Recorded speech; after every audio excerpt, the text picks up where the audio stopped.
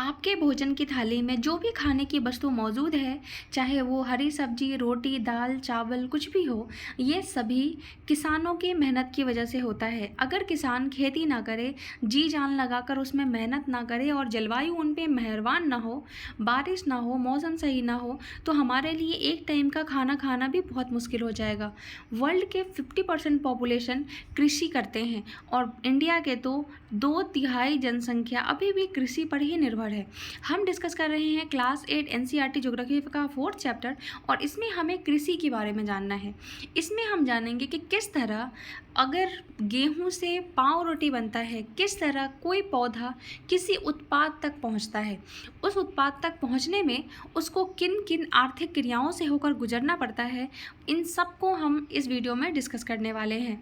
तो सबसे पहले जानते हैं कि किसी भी पौधे को उत्पाद तक पहुंचने के लिए 3 प्रकार की आर्थिक क्रियाओं से होकर गुजरना पड़ता है।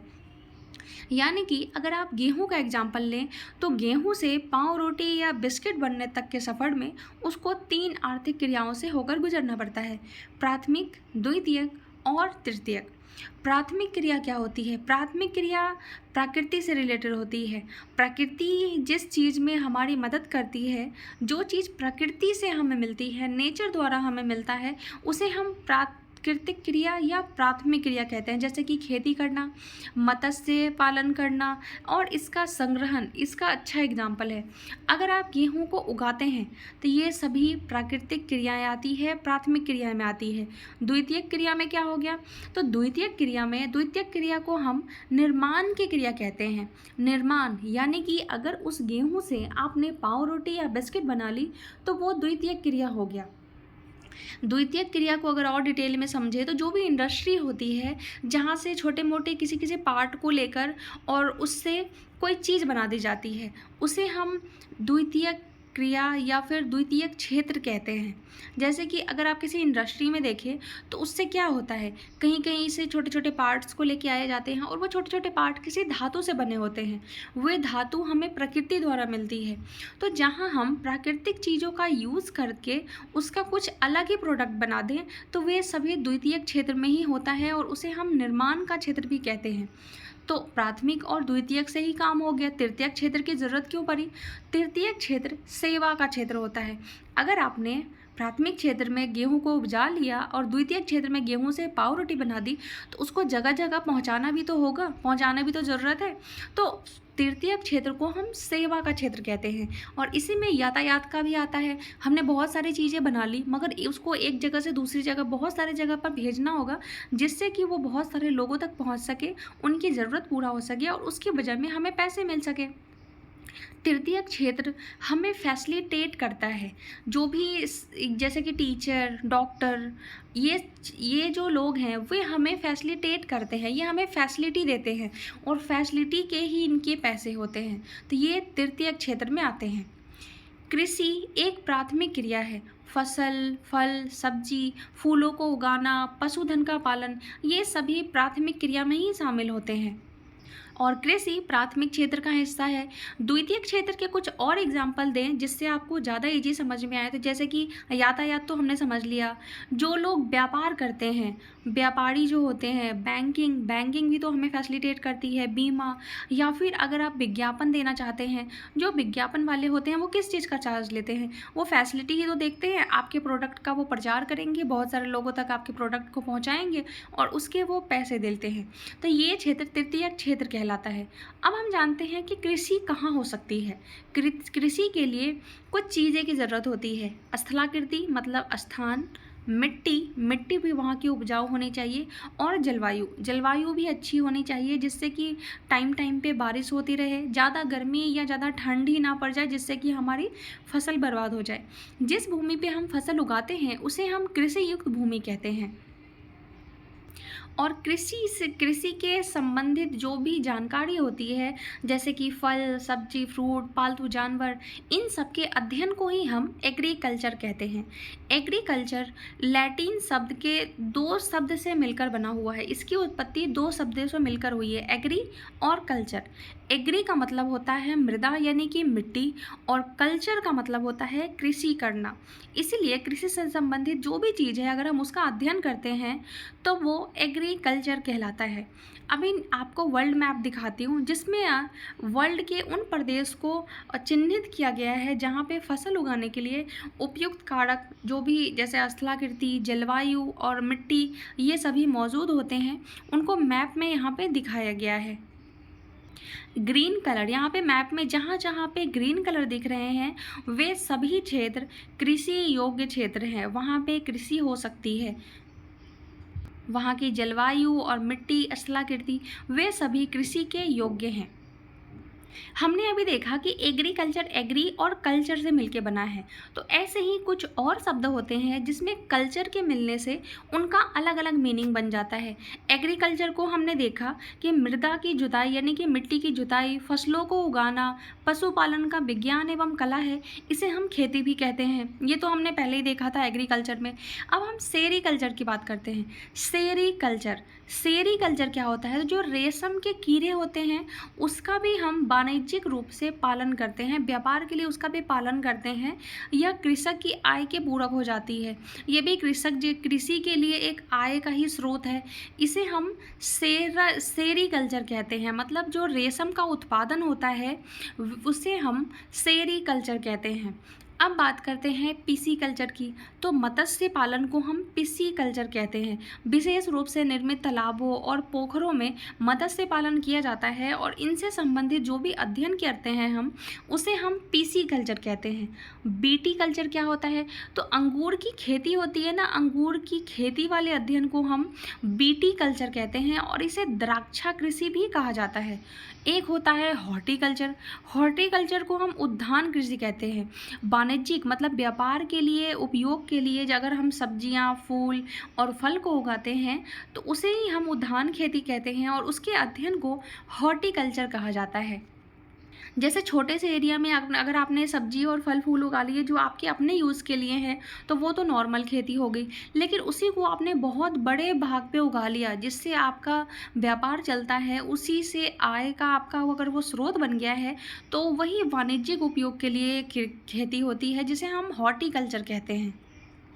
कृषि या खेती को एक तंत्र के रूप में भी देखा जाता है और इसके महत्वपूर्ण निवेश के लिए, मतलब खेती में अगर आपको निवेश करना है तो इसके लिए आपको बीज, उर्वरक यानी कि खाद, मशीनरी और श्रमिक यानी कि बीज चाहिए किसी भी खेत पे उगाने के लिए, उर्वरक चाहिए यानी कि खाद चाहिए, मशीनरी चाहिए जैसे खेत की जुताई के लिए अगर आपको ट्रैक्टर के वो मशीन के साथ चाहिए होगा, और श्रमिक यानी कि लेबर जो मज़दूर होते हैं जो खेत में काम करते हैं वो, ये 4 चीज़ चाहिए होती है कृषि करने के लिए। ये महत्वपूर्ण निवेश कहलाते हैं।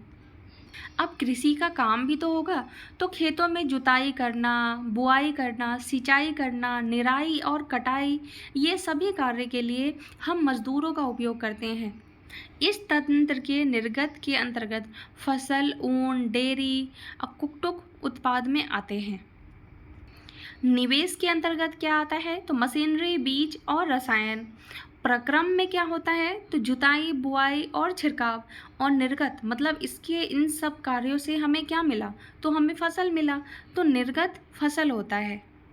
हमने देखा कि खेती करने के लिए कुछ निवेश करना होता है, तो निवेश करना मतलब खेती करने के लिए जो भी चीज़ें लगती है उसमें वे सभी निवेश कहलाते हैं। निवेश भी 2 प्रकार से होते हैं, मानवीय निवेश और भौतिक निवेश। मानवीय निवेश जो मानव द्वारा किया जाता है, जैसे कि अनाज का भंडारण, श्रम करना, उसमें मजदूरी करना, मशीनरी का यूज़ करना, उसमें रसायन यानी कि जो भी खाद होते हैं ये सब डालना, ये मानवीय निवेश होते हैं। इसी तरह भौतिक निवेश भी होते हैं, यानी कि जो फिजिकल इन्वेस्टमेंट जो हमें नेचर से मिलता है, यानी कि सूर्य का प्रकाश, वहाँ का टेम्परेचर, ढाल, मिट्टी और बारिश, ये सभी भौतिक निवेश होते हैं। अब हम कृषि के टाइप्स को देखते हैं। वर्ल्ड में अलग अलग तरीके से कृषि की जाती है, खेती की जाती है। भौगोलिक दशाओं, उत्पाद की मांग, श्रम और प्रौद्योगिकी की स्तर के आधार पर कृषि को मुख्य 2 प्रकार से बांटा जाता है, 2 प्रकार में बांटा गया है। पहला है निर्वाह खेती और दूसरा है वाणिज्यिक कृषि। अब इसके नाम से ही समझ आ रहा है निर्वाह कृषि। निर्वाह कृषि क्या होता है? तो इसमें कोई भी किसान अपने परिवार की आवश्यकता की पूर्ति करने के लिए जो खेती करता है, इसे हम निर्वाह कृषि कहते हैं। पारंपरिक रूप से कम उपज प्राप्त करने के लिए निम्न स्तरीय प्रौद्योगिक और पारिवारिक श्रम का उपयोग किया जाता है। मतलब जो घर के लोग होते हैं उन्हीं वही खेती कर लेते हैं, वही इसमें काम कर लेते हैं। और निर्वाह कृषि को पुनः गहन निर्वाह कृषि और आदिम निर्वाह कृषि में भी बांटा जाता है। निर्वाह कृषि समझ गए? इसमें क्या है, कोई भी व्यक्ति एक छोटे से जगह पे परिवार के लोगों के साथ मिलके बस अपने परिवार की आवश्यकता की पूर्ति करने के लिए जो खेती करता है उसे हम निर्वाह कृषि कहते हैं। निर्वाह कृषि को भी दो प्रकार से बांटा जाता है, गहन निर्वाह कृषि और आदिम निर्वाह कृषि। गहन निर्वाह कृषि क्या होता है? इसमें किसान एक छोटे भूखंड पर साधारण औजार और अधिक श्रम से खेती करता है। अधिक धूप वाले दिन में जो जलवायु होती है और उर्वरा मृदा वाले खेत में एक साल में एक से अधिक फसलें उगाई जाती है। जैसे कि चावल वहाँ का मुख्य फसल होता है और अन्य फसलें भी होती है, जैसे गेहूँ, मक्का, दलहन मतलब दाल और तिलहन, ये सभी उसमें शामिल होते हैं। गहन निर्वाह कृषि दक्षिणी पूर्वी और पूर्वी एशिया के जो सघन जनसंख्या वाले क्षेत्र हैं, जहाँ पे मानसूनी प्रदेश है, वहाँ पे ये खेती की जाती है। अब आदिम निर्वाह कृषि में क्या होता है? तो आदिम निर्वाह कृषि में स्थानांतरित कृषि और चलवासी पशुचरण शामिल होता है। आदिम कृषि को भी दो भाग में बांटा जाता है। इसके अंतर्गत स्थानांतरित कृषि और चलवासी पशुचारण शामिल होते हैं। स्थानांतरित कृषि क्या होती है? तो अमेजन बेसिन के जो सघन वन क्षेत्रों में उष्णकटिबंधीय अफ्रीका, दक्षिणी पूर्व एशिया और उत्तरी पूर्वी भारत के भागों में प्रचलित है। ये भारी वर्षा और वनस्पति के तीव्र पुनर्जनन, यानी कि वहाँ पे वर्षा भी ज़्यादा होती है और वनस्पति भी वहाँ बहुत तेज़ी से उगती है, ऐसा क्षेत्र है। वृक्षों को काट कर जलाकर भूखंड को साफ किया जाता है। किसी भी छोटे के एरिया में जो भी वहाँ पे जंगल है, अमेजन बेसिन में बारिश भी होती है तो वहाँ पे बहुत सारे पेड़ पौधे भी हैं, तो वो छोटे से एरिया को काट कर उस भूखंड को साफ करके पेड़ों को जलाकर और जलाने के बाद राख को मिट्टी में मिलाया जाता है तथा मक्का, रतालू, आलू और कसावा जैसे फसलों को उगाया जाता है। भूमि की उर्वरता समाप्त होने के बाद उस जगह को छोड़ दिया जाता है और किसी नए जगह पे जाके वापस से वही क्रिया को दोहराया जाता है, पेड़ों को काट कर जलाना और फिर उस पर खेती करना। ये स्थानांतरित कृषि को कर्तन दहन खेती के रूप में भी जाना जाता है। चलवासी पशुचारण क्या है? तो सहारा के जो अर्ध शुष्क और शुष्क प्रदेश हैं, मध्य एशिया और भारत के कुछ भाग जैसे कि राजस्थान, जम्मू कश्मीर में यह प्रचलित है। इस प्रकार के कृषि में पशुचारक अपने पशुओं के साथ चारे और पानी के लिए एक स्थान से दूसरे स्थान पर निश्चित मार्ग से घूमते हैं। इस प्रकार की गतिविधि जलवायविक बाधाओं और भूभाग की प्रतिक्रिया स्वरूप उत्पन्न होती है। पशुचारक मुख्यतः भेड़, ऊंट, मवेशी, याक और बकरियां पालते हैं। ये पशुचारक और उनके परिवार के लिए दूध, मांस, ऊन, खाल और अन्य उत्पाद उपलब्ध कराते हैं। अगर हम बात करें स्थानांतरित कृषि की, तो जो स्थानांतरित कृषि होते हैं इसको वर्ल्ड में अलग अलग नाम से जाना जाता है। जैसे कि हमारे जो उत्तर पूर्वी वाला एरिया है भारत का, वहाँ पे इसको झूम खेती कहते हैं। झूम खेती के बारे में आप सबने सुना है ना, जैसे स्थानांतरित खेती जैसे बताया कि किसी जगह के पेड़ को काट के जला देते हैं, राख को मिट्टी में मिला के वहाँ पर खेती करते हैं, तो इसको हम भारत में झूम खेती कहते हैं। मैक्सिको में इसको मिल्पा, ब्राज़ील में रोका और मलेशिया में इसको लदांग खेती के नाम से जाना जाता है। अब हम वाणिज्यिक कृषि के बारे में जानते हैं। वाणिज्यिक कृषि क्या होता है? तो जो वाणिज्यिक कृषि होता है इसमें फसल उत्पाद और पशुपालन बाजार में बेचने के लिए किया जाता है। इसमें विस्तृत कृषि क्षेत्र और अधिक पूंजी की ज़रूरत होती है। अधिकांश कार्य मशीनों द्वारा किया जाता है, ज़्यादातर काम मशीनों से किया जाता है क्योंकि बहुत ज़्यादा होता है। वाणिज्यिक कृषि में वाणिज्यिक अनाज कृषि, मिश्रित कृषि और रोपण कृषि भी शामिल होता है। एक एक करके सबको जानते हैं। सबसे पहले जानते हैं वाणिज्यिक अनाज कृषि। इसमें फसलें वाणिज्यिक उद्देश्य यानी कि बेचने के उद्देश्य से ही उगाई जाती है। गेहूँ, मक्का सामान्य रूप से ऐसी फसल है जो इसमें उगाई जाती है। उत्तर अमेरिका, यूरोप, एशिया के शीतोष्ण घास के मैदान वाणिज्यिक अनाज कृषि के लिए ही प्रमुख क्षेत्र है। ये क्षेत्र सैकड़ों हेक्टेयर के के एक बड़े से फॉर्म युक्त विरल आबादी वाले होते हैं, अत्यधिक ठंड वर्धन काल को बाधित करती हैं और केवल एक ही फसल उगाई जाती है। वाणिज्यिक कृषि में किसी बहुत बड़े एरिए पे सिर्फ एक ही फसल को उगाया जाता है। और मिश्रित कृषि में क्या होता है, तो मिश्रित कृषि में भूमि का उपयोग भोजन व चारे की फसलें उगाने और पशुधन पालन के लिए भी किया जाता है। यह यूरोप, पूर्वी संयुक्त राज्य अमेरिका, अर्जेंटीना, दक्षिणी पूर्वी ऑस्ट्रेलिया, न्यूजीलैंड और दक्षिण अफ्रीका में प्रचलित है।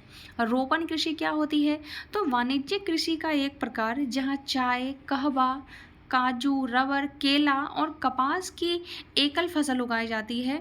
इसमें बृहद पैमाने में श्रम और पूंजी की भी आवश्यकता होती है। उत्पादन का प्रसंस्करण खेतों पर ही निकट कारखानों में किया जाता है। इस प्रकार की कृषि में परिवहन जाल के विकास की अनिवार्यता भी होती है।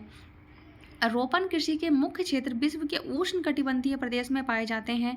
मलेशिया में रबर, ब्राज़ील में कहवा, भारत और श्रीलंका में चाय की खेती की जाती है।